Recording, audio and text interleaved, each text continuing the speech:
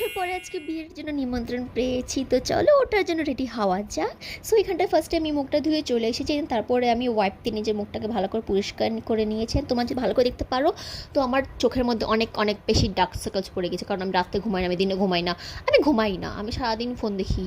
And তারপরে আমি moisturiser লাগিয়ে নিয়েছি। অ্যান্ড তারপরে আমি আইলাইনার না, এখানটা ফার্স্ট আমি আইব্রো করেছিলাম। এটা আমার অফ ক্যামেরা করা হয়ে গিয়েছিল, বাট তোমাদেরকে দেখানোর জন্য ক্যামেরার সামনে আমি ঢং করতেছিলাম, বাট অনেস্টলি এটা আমার আগেই করা হয়ে গিয়েছিল।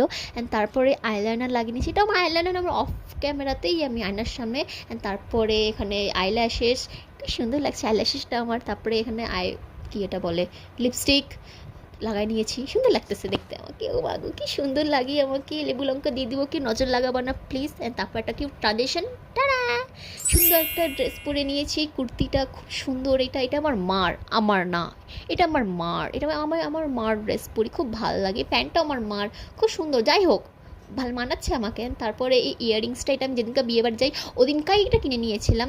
তোমাদেরকে দেখাচ্ছি, দেখো কি সুন্দর লাগছে আমাকে।